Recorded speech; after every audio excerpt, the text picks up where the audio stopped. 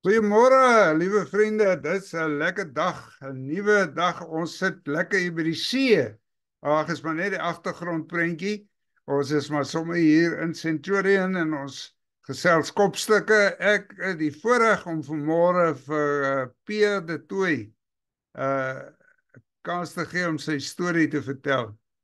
Uh en wat 'n besondere storie. Ek gaan vir Pierre vra om 'n bietjie te vertel wat hulle doen. Hy het 'n besondere bediening. Kan die bediening se naam vir u noem? Jacob's Well. Hy sal vir ons bietjie vertel waaroor dit gaan. Maar in 'n volgende, ek gaan 'n reeksie van 4 saam met Pierre doen. In 'n volgende sessie gaan Pierre vir ons bietjie oor sy eie lewe vertel, die pad wat hy geloop het, hoe die Here met hom 'n pad geloop het tot waar hy regtig in 'n verhouding met die Here Jesus is en hoe die Here hom geroep het vir 'n spesifieke bediening. Ja, en dan 'n derde sessie gaan ek spesifiek vir hom kans gee om oor hulle werk, oor Jacob's Well en wat daar gebeur en wat se ongelooflike visie en patroon en goed hulle daar doen en die mense wat hulle daar bereik en help. En dan gaan ons 'n vierde sessie met Pierre vir hom vra om hierdie soort goed gebeur nie sommer net so maklik nie. Daai vyand van ons, hy sit altyd struikelblokke oor 'n mens se pad, uitdagings, en ek wil daar in die laaste sessie vir Pierre geleentheid gee. En ek gaan al hierdie video's een na die ander voorberei en dit dan op hierdie video's description box sit as links. As jy net van die ander verhale wil hoor, kan jy dit dan sommer so kies wat jy wil luister. Daar's hy. Vriende, baie welkom en ek gaan nou oorskakel en vir Pierre geleentheid gee. Baie dankie Chris vir die geleentheid. Dis my voorreg om my getuienis te deel. Dit het begin in Desember 2007 waar die Here vir my 'n droom gegee het. En die een is om kinders wat hy geskaap het na die Here toe te lei, nommer 1, en ook dan om skills development te doen. Dit was die basis van die visie.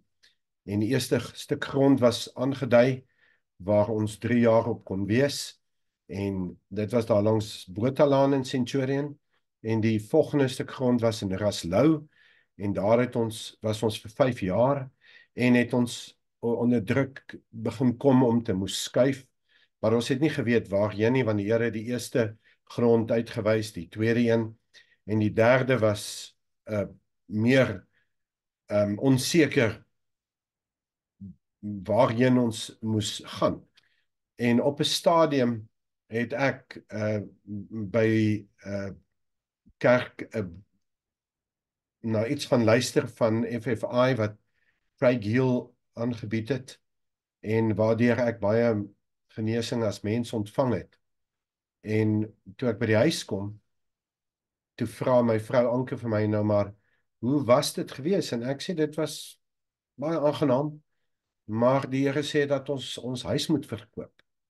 En op daai stadium bly ons toe al 24 jaar in Doringkloof en ons het ons nesie al geveer, want dit is waar ons nou sou aftree, dit was die plan. En nie lank daarna nie toe sê wens die feit dat ek baie impulsief is, toe sê Anke, my vrou, ek moet net nog 'n vriend skakel om ook by die Here woord te kry. En ons kry toe beide dieselfde en die skrif is toe aan die muur. En ons het onmiddellik in 2016 November na die opdrag September gekom het ons toe ons huis in die mark gesit. En dit was 'n groot skuif gebeurtenis en ons het toe nog steeds nie geweet waarheen ons moes gaan nie. En soos wat ons nou die huisskoue en vir die Here vra waarheen het my oudste broer wat in Randburg is vra toe vir my, maar ek hoor jy het jou huis in die mark, wat gaan jy doen met die geld? En ek sê ek weet nie, want die Here het nog nie vir my gesê nie. En so het dit aangegaan en elke ander week skakel hy my en op 'n dag sê hy vir my dat ek hom moet kom sien. Maar voor dit moes ons al begin om ons het die hoenderhokke waar ons was afgebreek. Ons het 2 perde gehad wat ons gebruik het vir terapie vir verstandig gestremde kinders en die moes ek skuif en ek besluit toe as 'n manifestasie om dit te skuif na iemand wat vir ons boekhouding hanteer op 'n pro-deo basis. En die man se vrou, Pieter se vrou, het perde op hulle perseel en ek vra toe of sy bereid sal wees om na hulle te kyk. Sy sê toe ja, die perde skuif soontoe. En ek sê toe vir die Here, maar ek sal dit dan skuif as 'n manifestasie in die rigting wat ons moet gaan, maar ek was nog nooit op die perseel nie. Ek was nog nooit by ons boekhouer se plek nie. Hy het altyd ingekom na ons toe en die perde is geskuif en ek kry die oproep van my broer om hom te kom sien by sy praktyk in Johannesburg. En daar aangekom nie 2-3 minute later en hy vra hy vir my, maar het ek nou al besluit wat ek gaan doen as die huis verkoop? En ek sê toe nee, ek het nie, en hy vra my toe 'n vraag. En op daai stadium was dit soos hoofletters wat hy my dit invra.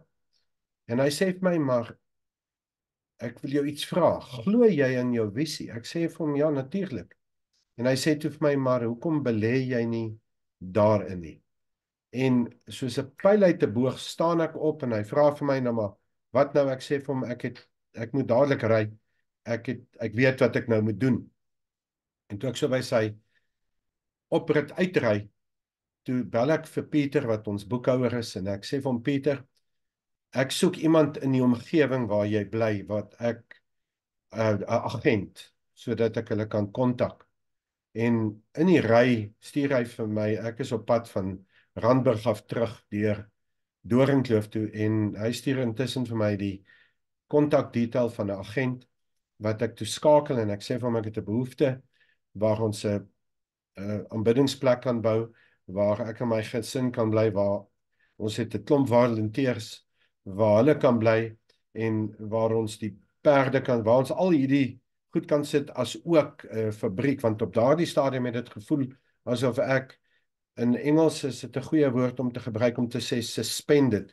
Dit het gevoel asof ek so in die lug, my arm die kant, my bene daai kant, en want ons het in Doringkloof gebly, die NGO was in Jacobsdal, was in Raslou, ons het 'n skool gehad in Valhalla, privaat skool, ons het 'n fabriek gehad in Diepsloot, wat dames gehelp het om stukwerk te doen en leerprodukte wat ons gemaak het, en die gebed wat ons gehad het was heeltyd om te konsolideer, en so het ons met die agent toe vir my gesê, maar daar's 'n plek wat so pas beskikbaar geraak het, en op pad terug Doringkloof toe, na die gesprek met my broer van Randburg af, bel ek my vrou en sê, maak jou gereed, ons gaan nou na 'n plek kyk.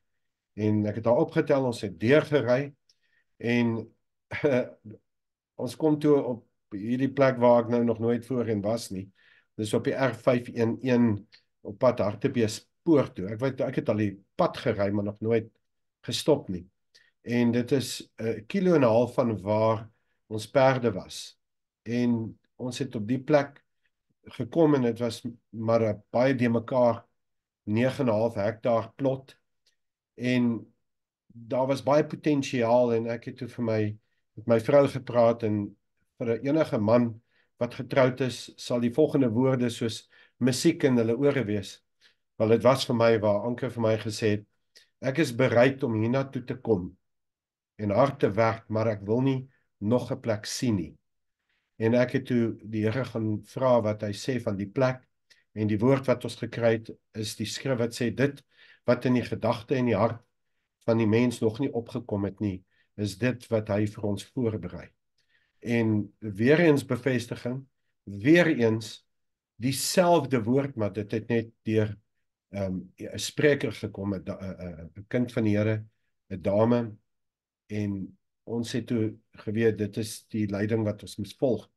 En so het ons intrek die 2016 September het die Here die opdrag gegee en die 1 Februarie 2017 toe neem ons okkupasie van die perseel. En vandaar is dit nou die volgende sessies van die groot trek wat uit verskillende oorde moes plaasvind. En dit was 'n geweldige spanningstydperk om alles waar die NGO was, alles te verhuis. Die skool moes ook weer in Valhalla verhuis in dieselfde tyd. Ons moes pak en trek, en so moes ons die fabriek ook alles konsolideer na die een adres, maar daarvan 'n bietjie later. Maar baie dankie vir die geleentheid om vandag net ietsie te kon sê.